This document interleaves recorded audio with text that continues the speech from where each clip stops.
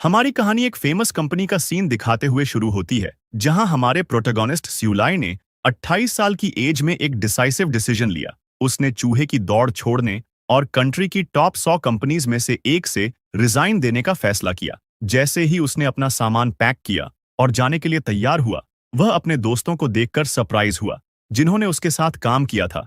उसे छोड़ने आए उसके दोस्तों ने उसे बधाई दी और अपने टीम लीडर को ब्राइट फ्यूचर की बेस्ट विशेस दी।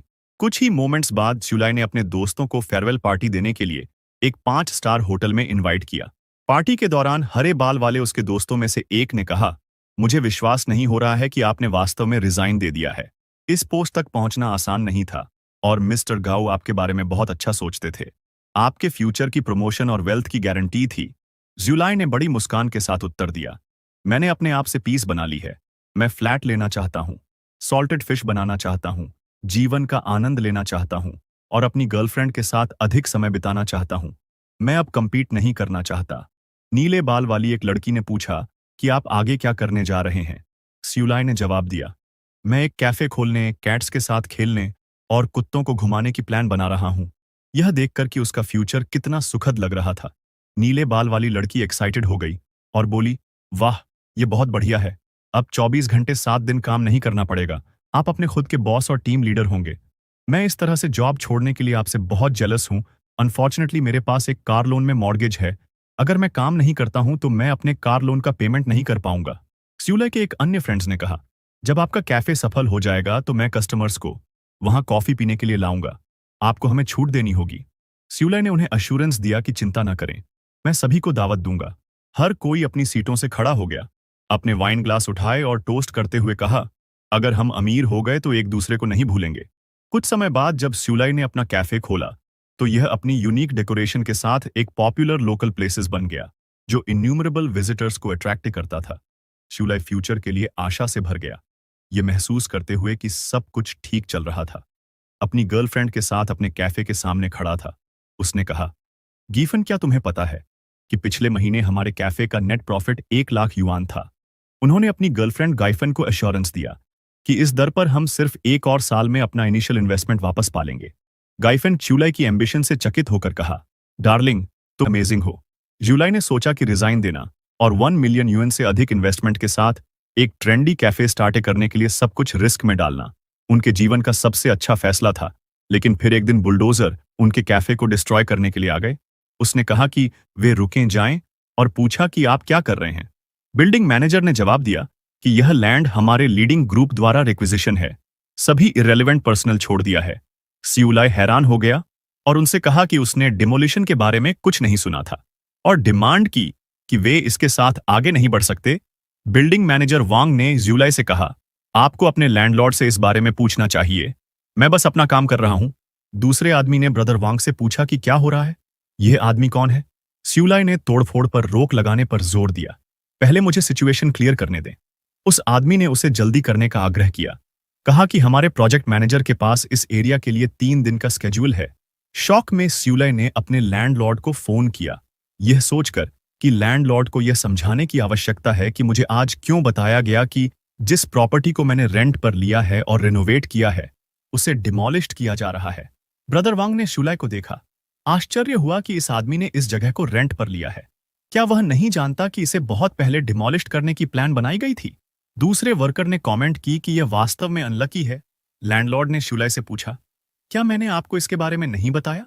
फिर उसने माफी मांगी और कहा कि मैं शायद भूल गया था, क्योंकि मैं पहले से ही बिजी था। अब यही सिचुएशन है। उसने स्यूलाई को एडवाइस दी कि वह अपना सामान ले जाने के लिए एक मूविंग कंपनी को काम पर रखे। स्यूलाई ने गुस्से में पूछा कि मैंने रिनोवेशन और मार्केटिंग पर जो पैसे खर्च किए हैं उनका क्या होगा। लैंडलॉर्ड मुस्कुराया और जवाब दिया कि यह डिमोलिशन है, हम कुछ नहीं कर सकते। हमें सिटी की डेवलपमेंट प्लान्स का पालन करना होगा। इसके अलावा क्या डिमोलिशन सिटी की बेहतरी के लिए नहीं है। स्यूलाई परेशान होते हुए कहा कि मुझे जगह रेंट पर देने से पहले डिमोलिशन के बारे में मुझे इन्फॉर्म करना आपका ऑब्लिगेशन था। अब आपको मुझे हुए लॉस की भरपाई करने की जरूरत है, या यह कॉन्ट्रैक्ट के वायोलेशन के रूप में गिना जाएगा। लैंड ओनर हंसे और कहा कि कॉम्पेंसेशन, मैंने ये नहीं कहा कि मैं आपके चलने के खर्च को कैरी नहीं करूंगा। बाद में ब्रदर वांग ने सिचुएशन को देखते हुए कहा कि यह लड़का यंग और इनएक्सपीरियंस लगता है, आजकल बिजनेस शुरू करना आप सिर्फ पैसा बनाने के बारे में नहीं सोच सकते, आपको सभी जोखिमों पर विचार करना होगा। एक अन्य पर्सन ने कंसेंट एक्सप्रेस की कि कैश फ्लो अभी भी सबसे इंपॉर्टेंट है। गुस्से में सियुलाई ने लैंडलॉर्ड पर आरोप लगाया कि आपने इंटेंशनली जानकारी छिपाई है। क्या यह एक स्कैम नहीं है? यह सुनकर लैंडलॉर्ड ने जवाब दिया, क्या आप समझते हैं कि फोर्स मेजर के तहत अगर आप चाहें तो मुझ पर मुकदमा कर दें? यहां एक एडवाइस है, लोअर को काम पर रखने में कभी कंजूसी न करें। क्या आपके पास पैसा है?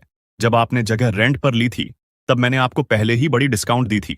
इसके अलावा जब हमने उस मॉर्निंग कॉन्ट्रैक्ट पर सिग्नेचर किए थे, मैं वास्तव में डिमोलिशन के बारे में नहीं जानता था। मुझे आफ्टरनून में पता चला और फिर मैं बिजी हो गया और भूल गया। क्या आपने पिछले कुछ महीनों में बहुत पैसा नहीं कमाया है? और लैंडलॉर्ड ने हंसते हुए कहा कि मैं आपको कॉम्पेंसेशन के रूप में एक्सेसिव 10,000 युआन दूंगा। यह मेरा सबसे अच्छा ऑफर है। यह सुनकर ज्यूलाई डिसअपॉइंट हो गया और उसने लैंडलॉर्ड को बात करते हुए सुना कि लैंडलॉर्ड ने अपने फैमिली से एंटार्कटिक टूर के लिए प्रति व्यक्ति 170,000 युआन खर्च करने के बारे में बात कर रहे हैं। फिर भी वह कॉम्पेंसेशन के रूप में केवल 10,000 युआन की ऑफर कर रहा था। लैंडलॉर्ड ने ज्यूलाई से कहा कि मेरे पास अभी करने के लिए जरूरी मामले हैं और हम इस बारे में बाद में बात करेंगे, और फिर फोन रख दिया। ज्यूलाई गुस्सा कि अब क्या करना है, कंस्ट्रक्शन वर्कर्स को अपना काम शुरू करते हुए देख रहा था।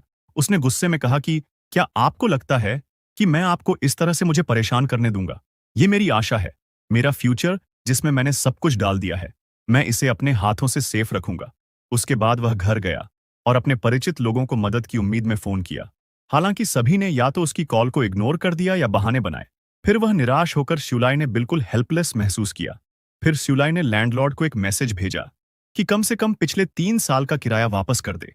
हालांकि लैंडलॉर्ड ने उसे ब्लॉक कर दिया। इस पर वह बहुत उदास और दुखी था, और तभी उसने अपनी गर्लफ्रेंड गाइफन को अपना नाम पुकारते हुए सुना। ज्यूलाई गाइफन को वापस देखकर खुश हुई। उसने सोचा कि फॉर्चुनेटली गाइफन अभी भी मेरे साथ है। गाइफन ने ज्यूलाई से पूछा कि क्या उसने कोई सोल्यूशन सोचा है। ज्यूलाई ने उसे कॉन्फिडेंट करने की कोशिश की और कहा कि ज्यादा चिंता मत करो, हम फिर से शुरू कर सकते हैं। मैंने हिसाब लगाया कि टेबल, चेयर्स और कॉफी मशीन बेचने से हमें इमीडिएट जरूरतों को पूरा करने के लिए 1 लाख से 2 लाख युआन मिल सकते हैं, और लैंडलॉर्ड को केवल किराया वापस करने की जरूरत है, जिससे हमें कुछ और 1 लाख युआन मिलेंगे। हम अपनी पिछली प्रेस्टीज का यूज करते हुए जगह चुनने में अधिक अलर्ट रहेंगे। हम एक कम्युनिटी स्टोर खोल सकते हैं, इससे जीविकोपार्जन में कोई प्रॉब्लम नहीं होगी। गिफेन ने फिर कहा कि जाओ लाइड के बारे में बात करनी है। ज्यूलाई उसने पूछा कि क्या वह तुम्हें फिर से परेशान कर रहा है? गिफेन को गुस्से का एहसास करते हुए अपना सिर हिलाया और जवाब दिया, नहीं, मैं हमारे बारे में बात करना चाहता था। मुझे लगता है कि हमें ब्रेकअप कर लेना चाहिए। ज्यूलाई यह सुनकर हैरान रह गया। जिस लड़की को वह पसंद करता था, जिसके लिए उसने सब कुछ किया था, वह उससे सोड़ रही थी। अब उसके पास पैसे नहीं थे। उसने गिफेन के हाथ पकड़ लिए और उससे पूछा, तुम्हें विश्वास क्यों नहीं होता कि मैं इस बाधा को पार कर सकता हूं? मुझे बस कुछ और समय दो और मैं इस इश्यू को सॉल्व कर दूंगा। मैंने अपनी पिछली वर्क प्रॉब्लम्स को अच्छी तरह से हल कर लिया है और यहां तक कि ऊंची चढ़ाई भी की है। गिफेन इमोशनल होकर ज्यूलाई के करीब गया और कहा, मैं वास्तव में तुम्हारी मदद करना चाहता हूं। जाओ लाइड बहुत जेनरस है। मैं अभी तक उसके साथ रहने के लिए अग्री नहीं हुई, लेकिन उसने मुझे पहले ही tens of thousands of yuan का एक प्लैटिनम बैग दिया है। उसने उसे वह शानदार बैग दिखाया जो जाओ लाइड ने उसे दिया था और कहा कि वह वास्तव में जेनरस है। हैरान ज्यूलाई ने गिफेन से पूछा, तुम मेरे साथ रहते हुए उसका गिफ्ट कैसे एक्सेप्ट कर सकती हो? गिफेन ने सीधे जवाब नहीं दिया, लेकिन खुद से सोचा कि ओल्ड मैन जाओ लाइड मुझे बहुत ज्यादा दिया। कम काम, ज्यादा पैसा, कौन ऐसे टेम्पटेशन को रेजिस्ट कर सकता है? लेकिन अभी भी थोड़ी रिलक्टेंस है। ज्यूलाई केपेबल, हैंडसम, स्ट्रॉन्ग, जेंटल और थॉटफुल है। फिर उसने कहा कि जाओ लाइड वह बूढ़ा हो गया है और ऐसा लगता है कि वह कई और वर्षों तक जीवित नहीं रहेगा। मैं उसके साथ चीजें स्टेबलाइज होने के बाद उसके साथ रहने के लिए अग्री हो जाऊंगी। मैं सीक्रेटली तुम्हारी मदद कर सकती हूँ। हम पब्लिक से सीक्रेट हो जाएंगे। मैं वास्तव में तुमसे प्यार करती हूँ ज्यूलाई। तुम केवल एक हो जिसके साथ मुझे रहना पसंद है। जाओ लाइड के साथ होने से मैं आपकी करंट क्राइसिस को सॉल्व करने में भी तुम्हारी मदद कर सकता हूं। और उसने प्रॉमिस किया था कि अगर मैं उसके साथ रहने के लिए अग्री हो जाऊं तो वह मुझे तुरंत 10 लाख युआन देगा। इन 10 लाख युआन से हम कैफे को बचा सकते हैं। ये सुनकर ज्यूलाई ने उसे दूर धकेल दिया और गुस्से से चिल्लाया कि भले ही मैं डेस्टिट्यूट और होमलेस क्यों ना हूं, मैं एक ककोल्ड नहीं बनूंगा जो एक वुमन पर निर्भर है, जो अपना बॉडी बेचकर मेरा भरण पोषण करती है। मैंने देखा है शेमलेसनेस क्या होती है। दफा हो जाओ यहां से। यह सुनकर गाइफेन गुस्सा हो गई क्योंकि वे डेट में डूबे एक आदमी के साथ नहीं रहना चाहती है जो रेंट अफोर्ड करने में अनेबल है। उसने जाने के लिए मुड़ गया, लेकिन जाने से पहले उसने चेतावनी दी कि वापस मत आना। अपना सिर नीचे करके मुझसे भीख मांगने के लिए शिवलाई अभी भी गुस्से में थी। उसके पीछे चिल्लाई, दफा हो जाओ, मैं कभी भी तुम्हारा चेहरा नहीं देखना चाहती। कुछ समय बाद बारिश शुरू हो गई। शिवलाई सड़कों पर भीगते हुए और हताश होकर भटकता रहा। यह सोचने की कोशिश कर रहा था कि आगे क्या करना है। उसने कैफे से अपनी कॉफी मशीन और अन्य सामान बेचने के बारे में सोचा, लेकिन बायर ने उसे बताया कि इन दिनों second hand coffee machines weight के हिसाब से बेची जाती हैं। वे उतनी कीमत की नहीं हैं जितनी उसने उम्मीद की थी, और वे टेबल और चेयर्स कितने में बिक सकती हैं। अब उसके पास रहने के लिए कोई जगह नहीं थी। जिस घर को वह रेंट पर ले रहा था वह अब उसके लिए अवेलेबल नहीं था, क्योंकि डेट रिकवरी करने वाले लोग हर दिन ट्रबल खड़ी कर रहे थे। उन्होंने दरवाजे पर इतनी बार लाल रंग छिड़क दिया था कि लैंडलॉर्ड ने उसे हर दिन बाहर निकाल दिया। डेट रिकवरी करने वाले लोग यह जानना चाहते थे कि वह पैसे कब वापस करेगा। उसे लगातार थ्रेट देने के लिए आ रहे थे। डेस्परेट और डिसअपॉइंटेड, ज्यूलाई को पता नहीं था कि क्या करना है।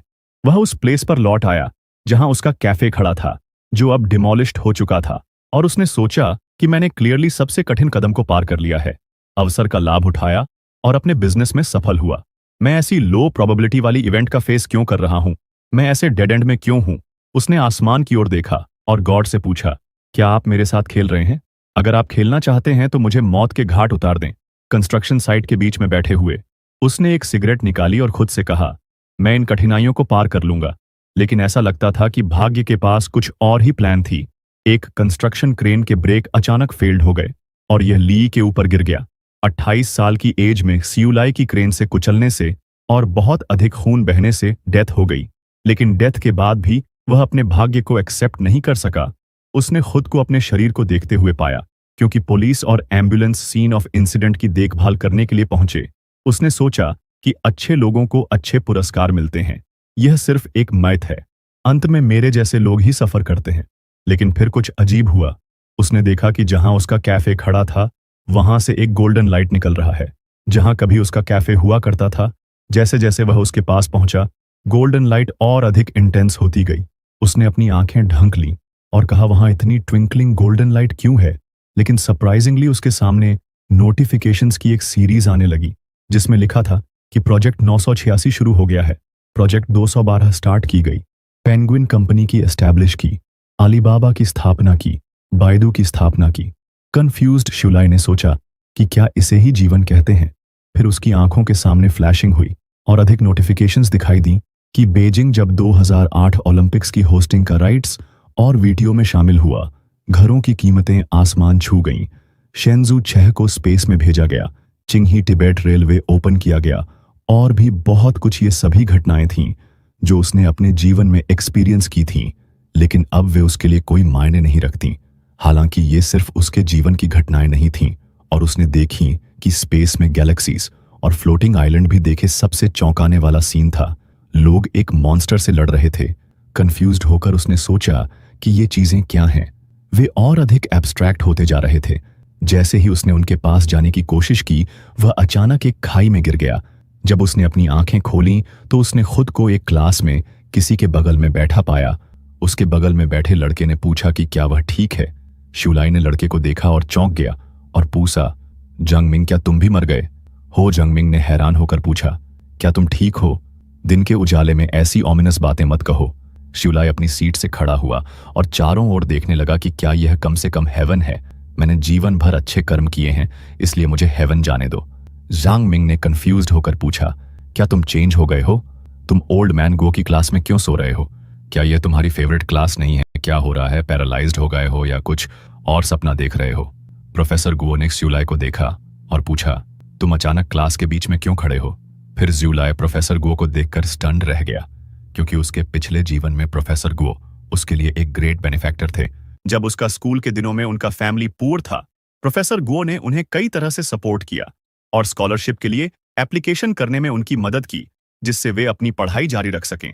लेकिन अनफॉर्चुनेटली अच्छे लोगों को हमेशा अच्छा रिवॉर्ड नहीं मिलता है, क्योंकि वो एक रिच सेकंड जनरेशन की लड़की थी। जंग ज्वेली ने प्रोफेसर गुओ पर अपने थीसिस डिफेंस को पास करने के लिए उनके साथ सोने के लिए मजबूर करने का झूठा आरोप लगाया था। प्रोफेसर गुओ ने सभी को यह समझाने की कोशिश की कि यह सच नहीं है। उन्होंने जोर देकर कहा कि जांग शुएली बकवास कर रही थी और उन्होंने कभी भी उनसे ऐसी बातें नहीं कही थीं।